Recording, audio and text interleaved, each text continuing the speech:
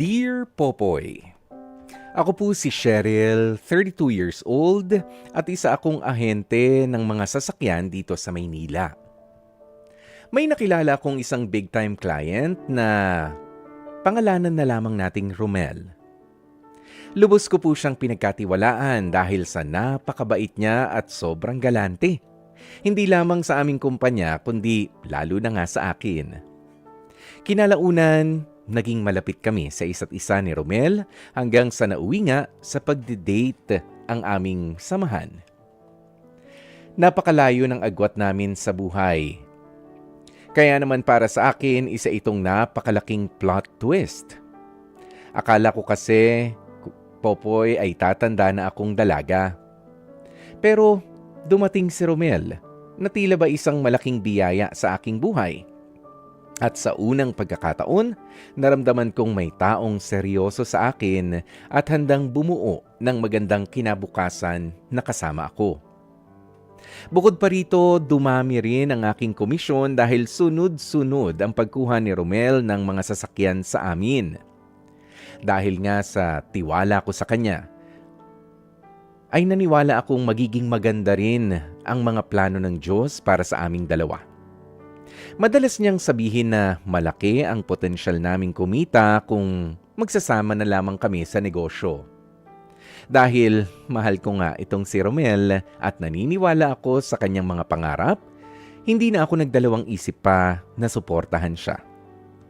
Hanggang sa isang araw nga, iminungkahi ni Romel na mag-buy and sell na lamang daw kami ng mga sasakyan. Pumayag naman ako dahil buong-buo na talaga ang tiwala ko sa kanya. Nagsimula kami sa 2 sasakyan muna hanggang sa naging 4. Ako ang nag-aasikaso ng mga papeles, nakikipag-usap sa mga customer at nagsusumikap na mapatakbo ng maayos ang negosyo naming inumpisahan. Kahit minsan nga po ay napapagod na ako, iniisip ko na para naman ito sa kinabukasan namin ni Romel. Pero habang tumatagal, Popoy, may mga bagay na nagsimula akong mapansin. Parang wala naman akong nakukuhang malinaw na bahagi sa kinikita namin. Ako itong patuloy na naguhulog at gumagastos kapag kinakailangan, pero kapag nagtatanong ako tungkol sa pera o sa kalagayan ng negosyo, doon sa kinita, madalas ay iniiwasan ni Romel na pag-usapan ito. Unti-unti tuloy akong nagkaroon ng pagdududa. Pero pinili ko pa rin na magtiwala dahil nga sa mahal ko siya. Mas lalong naging mahirap lamang ang sitwasyon nang mapansin kong nagbago na rin ang ugali itong si Romel.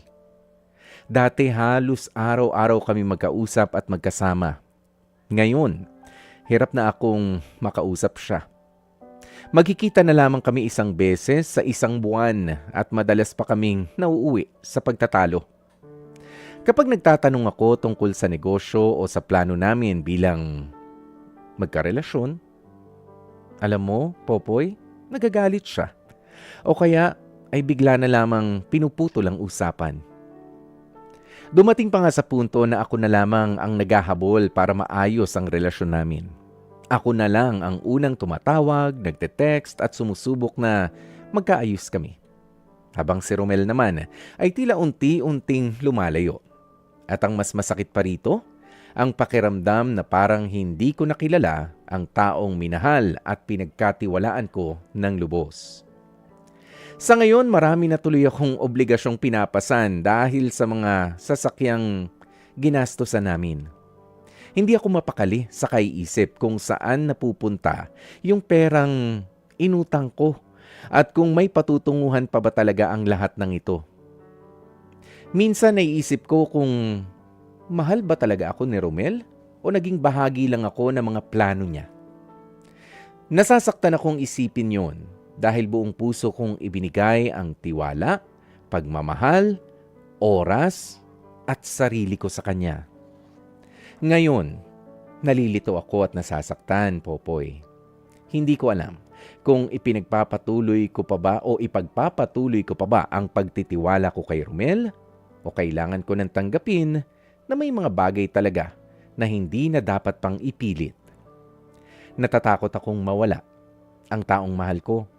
Pero natatakot din akong tuluyang mawala ang sarili ko habang pilit kong inaayos ang isang relasyon at negosyong parang ako na lamang ang lumalaban. Popoy, tama pa bang patuloy ko pa ring panghawakan ang pagmamahal at pagtitiwala kay Romel? O panahon na para piliin ko na ang sarili ko at harapin ang katotohanan na baka hindi na pareho ang nararamdaman at pinahalagahan namin para sa aming kinabukasan. Hihintayin ko po ang inyong payo. Lubos na gumagalang, Cheryl. Napakinggan po natin itong kwento ni Ate Cheryl at nitong kanyang ginowa. Hindi pala, siya ang ginowa. Nitong si Romel na business partner nung una. Nga lang, nung mahulog na ang loob nitong si Cheryl, siya po ay medyo nilalayuan na. Kasi nga, nakuha na yung mga gusto dito kay Cheryl. Cheryl, magiging masakit ito sa'yo, alam ko, pero mukhang it's a scam. Di ba? Yan ang term natin sa ganyan, ano? Hindi ko sinasabi na professional scammer, yang si Romel, pero mukhang na-scam ka doon sa larangan ng pag-ibig, kung saan nga lalong lumuwag ang iyong bulsa dahil naglalabas ka na ng pera, ikaw na ang namumuhunan, kamo, ikaw pa nagtatrabaho, and then iniwanan ka nitong si Romel, 'di ba? Sa kung papaanong dahilan habang kayo ay merong business na pinatatakbo. Kaya minsan talaga yung mga partner natin, dapat you're on the same page kapag kayo ay magtatayo ng business, 'di ba? Parehas kayo na merong magandang intensyon. Nga lang, mukhang dito, Cheryl, ay iba ang intensyon nitong si Romel. Bakit mo tinatanong ngayon nasan ang kinikita? Ang dami mong mga binabayaran.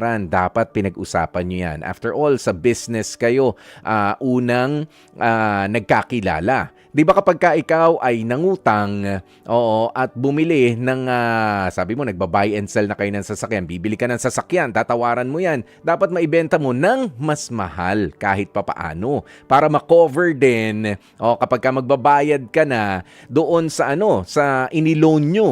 'Di ba? Kung nag-loan ka, Cheryl, kasi sabi mo ay yung pasan-pasan mo ng mga bayarin ay hindi na rin biro, malaki na rin. Kaya kung para sa akin, wag ka na muna maglabas ng pera. Kung ano na yan nakalabas diyan, kung hawak mo kamo ang mga papeles sa mga yung mga sasakyan na ibinebenta ninyo, ibenta mo ng sarili mo. Ikaw rin naman ang nagbebenta. Kung nag-aahe-ahente itong si Romel, hayaan mo na siya. Alam ko na meron kayong plano para sa inyong dalawa. Pero kung pinababayaan ka na niya, hindi naman pwede na maghintay ang business sa kanya kung ayaw niya na. 'Di ba? Kung ayaw niya na sa'yo o kung ayaw niya na sa business or masyado na siyang busy, hindi maghihintay dahil ang pagdating ng mga due date, hindi naman maghihintay din yan. 'Di ba? Pwede ba 'yun? Oo, na LQ pa kami ng jowa ko, hindi pa ako makakabayad. Oo, doon sa bangko na inutangan ko. No, ipagpatuloy mo kung ano yung meron ka sa larangan ng business na pinangahawakan mo, Cheryl, ha? At kung babalik itong si Romel, wag mo na muna siyang isama doon sa sa equation. Ito na muna. Ano yung meron sa'yo? Paikutin mo yan. Kung ayaw niya makipag-cooperate sa'yo, makipag-communicate, for as long as nasa iyo yung mga papeles. Kung nasa iyo yung mga papeles, sige. Kayang-kaya mo na maibenta yung mga sasakyan na yan at bayaran na yung mga iniloan mo. As for Romel, kung babalik yan.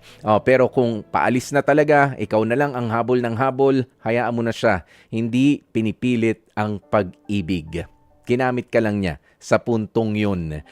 Siguro akala niya ay mawawaisan ka niya, mauutakan ka niya doon sa business para siya kumita. Ikaw, bahala ka dyan. Baka nakita niya, magaling ka rin. Hindi naman sa sinisiraan ko siya, pero ayaw na makipag-usap. Wala tayong hinihintay. Cheryl, move on na. Okay? Mga kapatid, patuloy po kayong tumutok sa 105.9 True FM para sa mga totoong balita, impormasyon, music, and entertainment. Mag-subscribe sa aming YouTube channel at podcasts at sundan nyo rin kami sa Facebook, Instagram, X at TikTok sa @TrueNetworkPH. Bisitahin ang aming website sa truefm.ph. Kami ang 105.9 True FM. Laging true sa'yo, kapatid.